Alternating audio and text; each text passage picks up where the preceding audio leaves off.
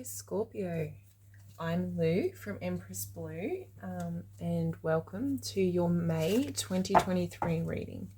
Now while I shuffle the cards here for you, I'm just going to talk to you a little bit about the astrology that's happening in May, because it is a massive month.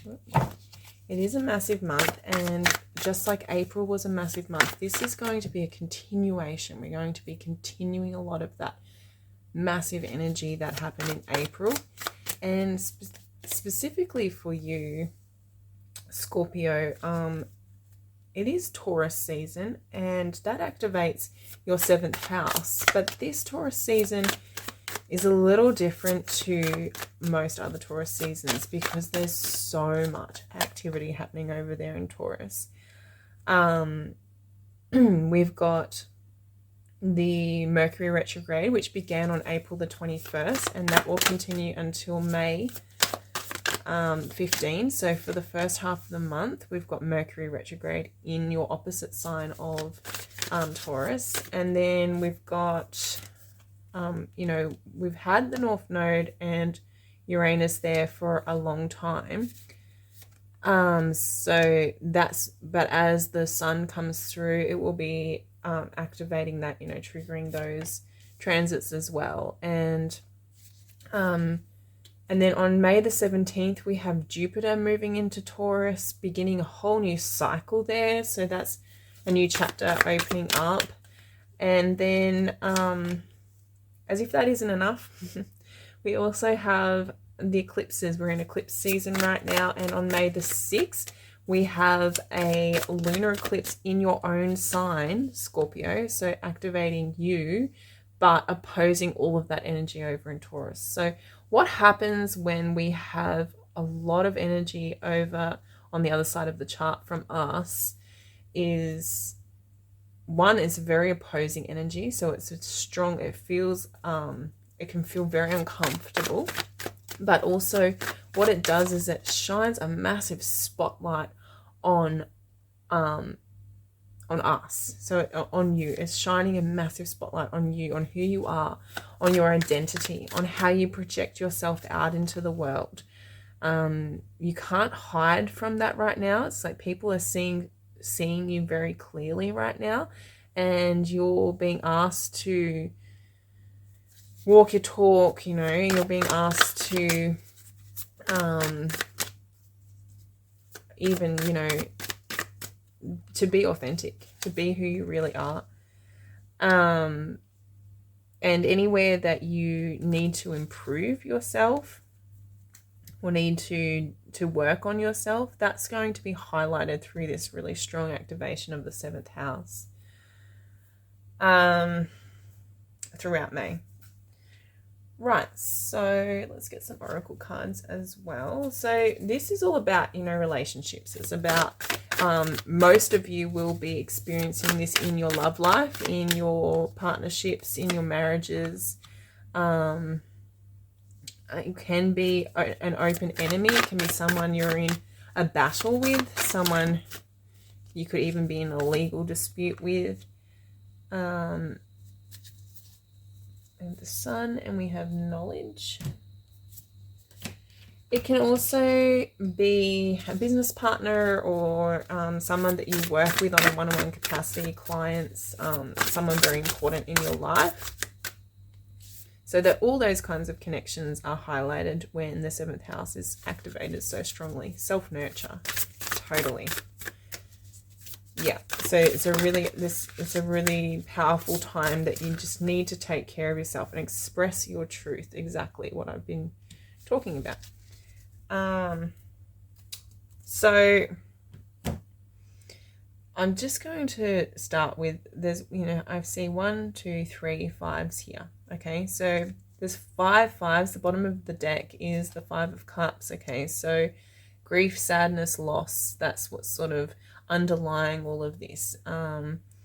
And it's like I've already sort of explained to you why it's that opposing force that's happening when the other side of the chart is so activated. It creates a lot of challenge, a lot of stress. And on top of that, your ruling planet Pluto is it moves retrograde on May the 2nd, but it is also being squared by all of that energy. So that's creating a lot of tension too. So all that Taurus energy is not seeing eye to eye with. So you're getting the opposition and the square, which is very tense. It's very hard to get through. You know, it feels like you're under the pump. It's going to feel like you're being challenged. It's going to feel like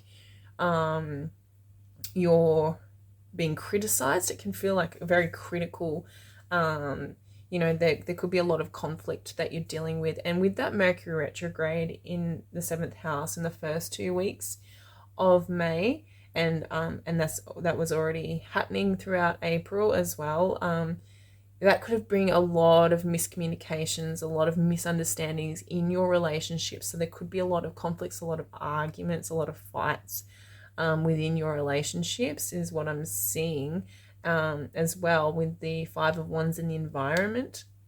You know, there's a lot of challenge there happening, that somebody that you're in a connection with to some capacity could be challenging you, either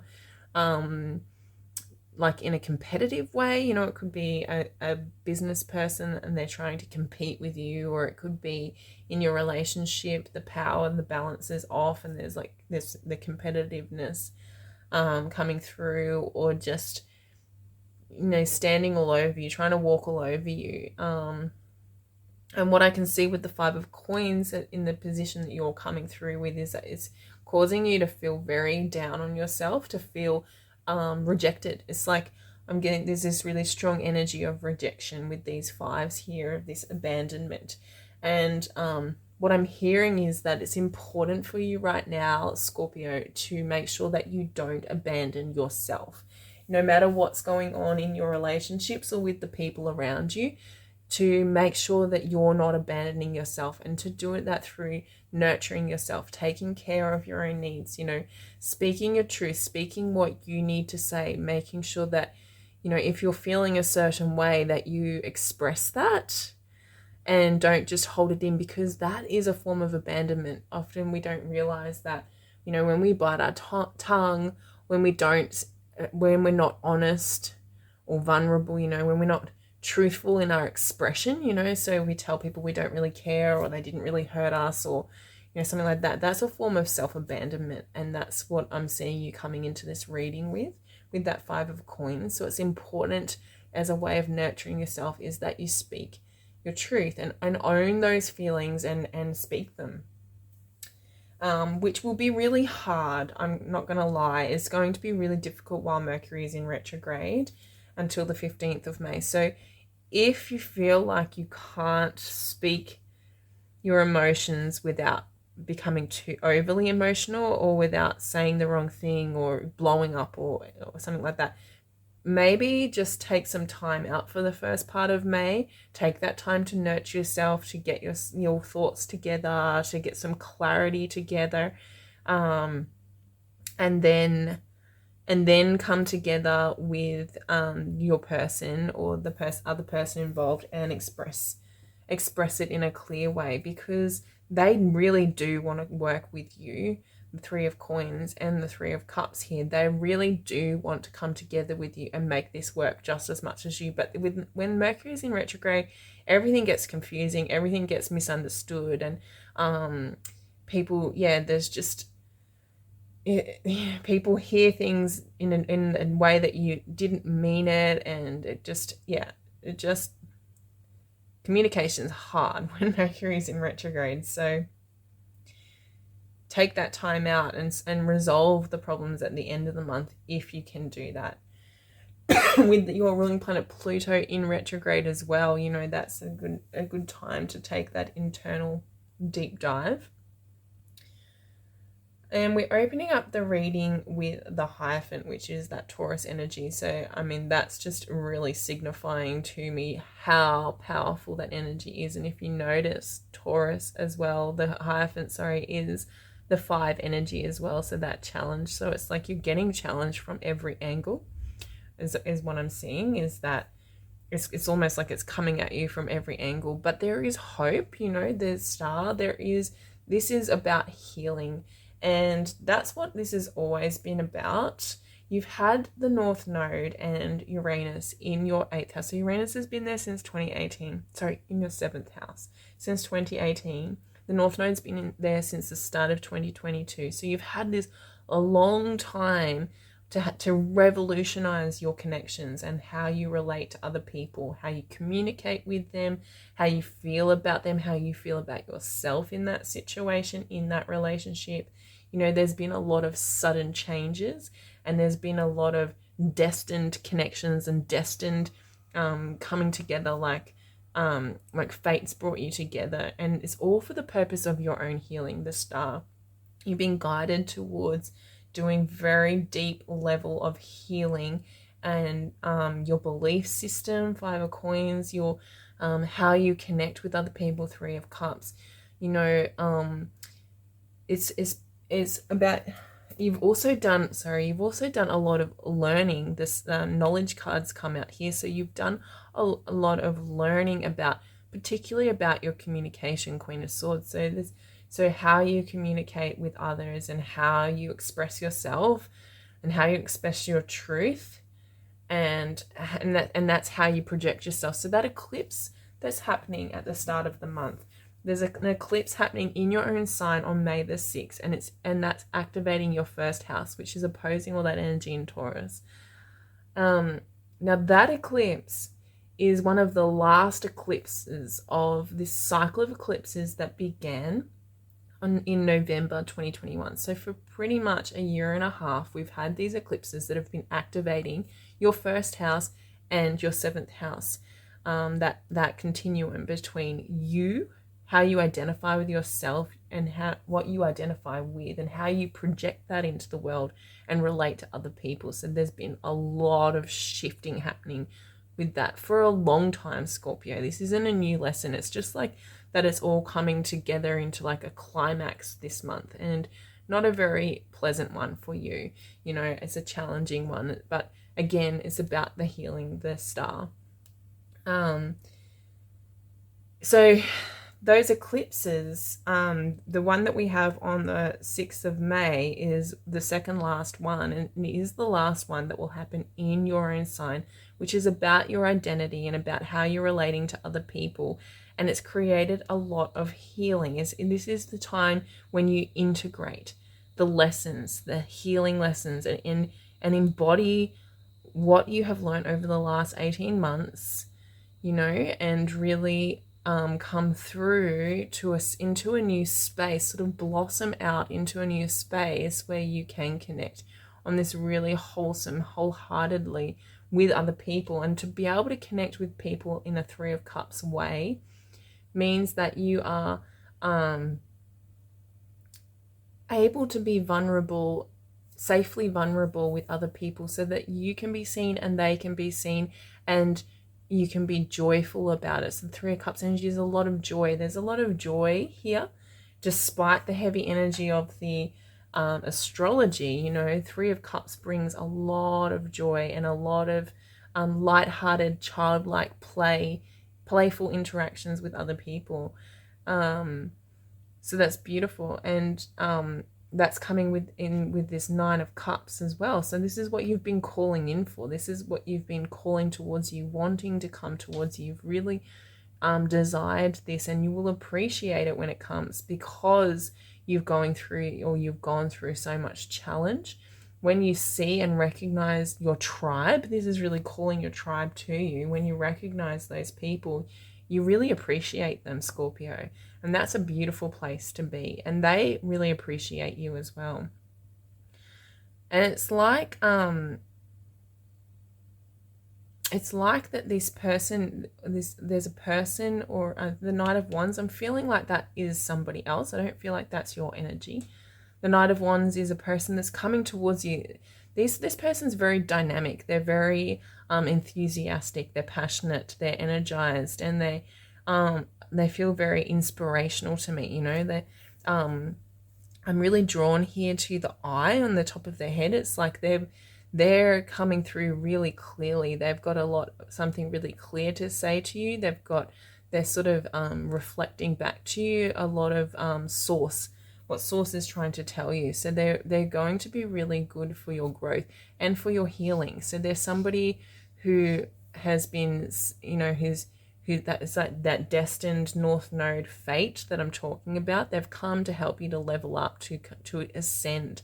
So there's someone that you can play with.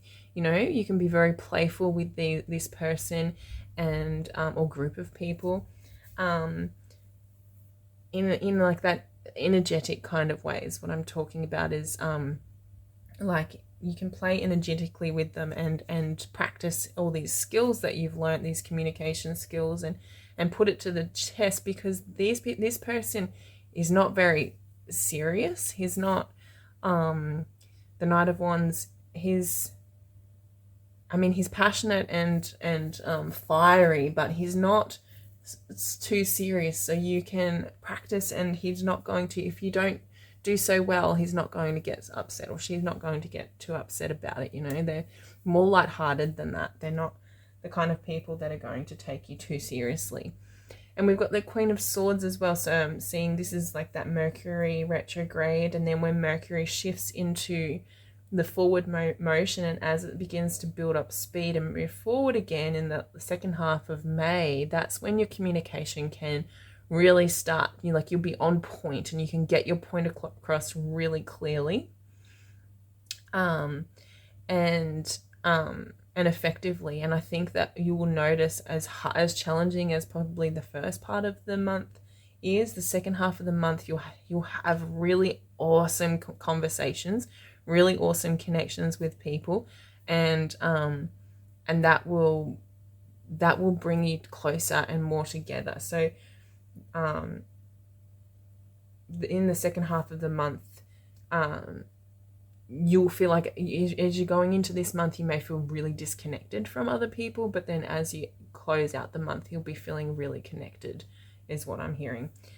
This could be the Jupiter. Jupiter moves into Taurus on May the 17th. So Jupiter moving into your 7th house is bringing a blessing. So if you're not in a relationship with somebody, or if you've just split up from somebody, Jupiter brings in really beautiful blessings and opportunities to meet new people. And if that's what you're looking for, you'll have an opportunity to meet soulmates, people who are on your level, people who want to work together with you and who see your value. Three of Coins, who want to play. Three of Cups could be meeting them at an event, meeting them somewhere where you're able to let your hair down and have fun, and these will be fun people that can come into your life. And Jupiter will be there for at least 12 months, and so that those blessings will be there to, so you can really rely on Jupiter to bring in these kinds of Knight of Wands kinds of people for you to connect with and engage with, and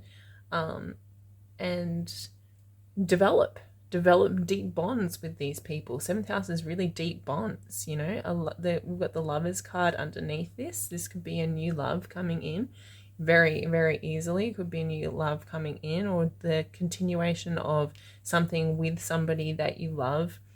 The deepening of a connection with somebody you love that comes from the challenges you've been through. So this is all developing out of those challenges that I was discussing earlier. Without those challenges, this wouldn't have been possible, the star. Without that, this beautiful positive energy where you're able to connect easily and come together and work together with someone, Three of Coins, and this person being a very passionate and loving person and influence in your life, that couldn't happen without these challenges. So that's where this gratitude and appreciation comes in, being able to appreciate the fact that you're moving out of this challenging energy, and now you're connecting with people that are more your type of person. They're more on your wavelength, and that's what the strength, that's what you're being honored for, is your strength to get through the challenge to move through that yucky energy and to still remain open and vulnerable and able to connect. Like that's what the universe and what spirit is wanting you to know, is that that you're being recognized for your strength to remain open and able to connect through despite what you've been through. And with the Sun card, you know, there's a lot of optimism, a lot of hope here, but the Sun card is also talking about that spotlight that I was talking about on you. So you've done the work on yourself, you know, you've done what's required of you to be able to express yourself in a way that is bringing in these authentic connections, bringing in people and drawing people to you who you can connect with for real. You know, in the past, it's been like you've been projecting a self-image that has drawn in people that don't actually match the real you, because they're drawn to the image you're projecting. But those eclipses have caused you, little by little, they've crumbled away that self-image, that identity that wasn't real, and now you're starting to come out and the real authentic you starting to come out. And that's why this gratitude for the people that are coming into your life is happening, because you're like, oh, I didn't need that. I didn't need to project that image, because this is much better. You're starting to see this is much better. So let's get some clarifying cards. We'll start by clarifying the 5 of coins. Let's clarify the 5 of coins. We've got the Devil. Clarify the 5 of coins for Scorpio. The 3 of Cups again. And the 4 of Wands in reverse. Okay, so this energy that you're coming into the reading with that rejected, abandoned energy that I was talking about earlier, you know, coming in feeling rejected and abandoned, this goes back to a lot of, like I was just saying, a lot of that the image that you've wrapped around yourself, that it came from a defensive mechanism, right? It's a defensive mechanism to a situation that's happened in the past, and it served you at some point, and so you've continued that on, and that's why this Devil's come out as like that stuck. It's keeping you wrapped up, is what I'm seeing, is that you're just like wrapped up in this energy, and it blocks you from being able to truly connect. You know, 4 of Wands in reverse, connection with others, to truly expand into a joyful, harmonious connection. 3 of Cups, to be lighthearted in your connections. And lightheartedness in connection meaning not having to hide anything. When you don't feel that you can just be light and breezy with your connections, it's because you feel like you have to put so much energy into hiding who you really are. And so with the 3 of Cups, you don't have to hide anything when you're in that 3 of Cups energy. But with the 4 of Wands in reverse, it's telling me that in the past you have. And that's what is being shed and shifted for you, is that sense of abandonment that comes from not being authentic. You weren't being abandoned. The authentic you wasn't being abandoned. It was people were rejecting the image that you were putting out. They didn't like that image because they could feel on a level underneath that image wasn't real. And so they were really asking you to level up and be real with them. And that's what you've had to do. And that's what what's you're being rewarded for now. That's what you're being honored for doing. You've done that work. You've shed that defensive identity. I'm clarifying the 5 of Wands now. We've got the Justice card. 2 of Wands. And 3 of Wands. Beautiful. So the Justice card is heavily connected with the Libra energy, which is that 7th house type energy, which is so active at the moment. And it's really talking about your relationships. It's connecting this 5 of Wands energy to your relationships, and how there's been this underlying level of competition within your relationships, and that's what's coming through at the moment. That's showing up at the moment. And that does come from the mask that you've been projecting yourself out with, the mask that people have been relating to for so long. And so as you drop that mask, the people who've known you for a very long time may not recognize you, and they may end up having to shift out of your life to make way for this new tribe of people or this new person coming in, who matches you more clearly. Because the Justice card here is saying that this competitive energy needs to be cleared to make way for more fairness. It needs to be create more balance. And they've got the Two of Wands there too. It's balance and fairness and equilibrium and harmony and the equal balance of energy and connection and control and power between the two of you is what will help to shift everything and to move everything forward and bring to you the people or the kind of relationship, the kind of connections, even if it's with the same person you've always been with. This shift into a more balanced way of being will draw to you the kind of connection that you want with that person. Okay, let's get some cards for what is mirroring you in this situation this month. What is mirroring Scorpio this month? You've got spiritual beginning, a brand new beginning. On a spiritual level, that's this energy as you clear the old identity and you make way for the new.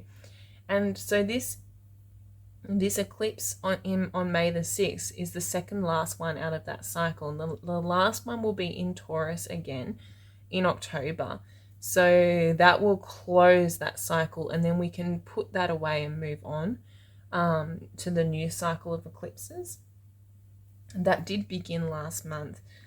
But for now, as you start to move into the healing, the star of that lesson, and start to open yourself up to a more authentic way of expressing yourself and being who you really are, you begin a new spiritual journey. This is like an energetic beginning happens. It might not be a new beginning externally, but that's what's being reflected to you. You have started a new energetic cycle. And we've got focus. Your focus is what's being reflected to you.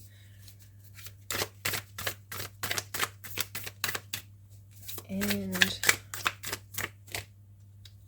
nurturing.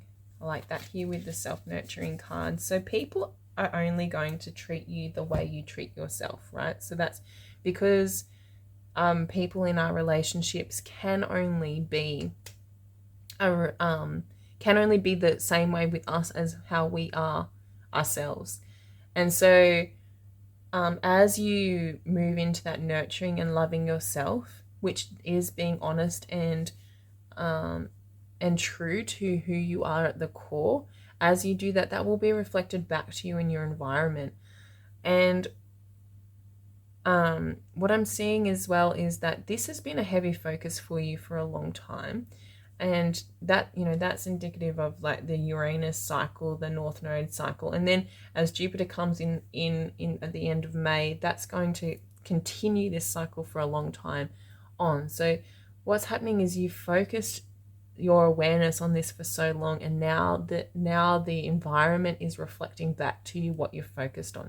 So being aware that if the environment is reflecting back to you something that you really don't like, know that your focus has been on all the things that you don't like. If your environment is reflecting back to you something very beautiful that you really do like, know that your focus has been on all the aspects of that person or that relationship or that environment or that event that you really do like. And so if you don't like what's being reflected back to you, it's time to shift your focus. And we do that by focusing on something else, focusing on what you do like. So even if you are in a situation that is uncomfortable or ugly to you, try and find some way to just focus on what's good about it, or what you can enjoy about it, or what benefits it gave you, and be appreciative of that. If it's a person that you're ending things with, try and focus on what you did like about them and what values they had, or what traits or attributes or qualities they had that you do like, if not for the ability to harmoniously navigate the separation from that person, but even just for the to talk to the universe about what you want to come to you next, so that the next person is an improvement, is a match that is better than the last. Okay, Scorpio, so that, I think that covers pretty much everything. And I hope that this has been helpful for you. I know that there's a lot of challenge this month, but there's also a lot of joy and a lot of love coming through too. So keep your chin up and keep your heart open and keep going. And I'm so appreciative and so grateful for you to spend your time with me and to be a part of this creative journey that you're on. And I really hope to see you again next month. Thank you.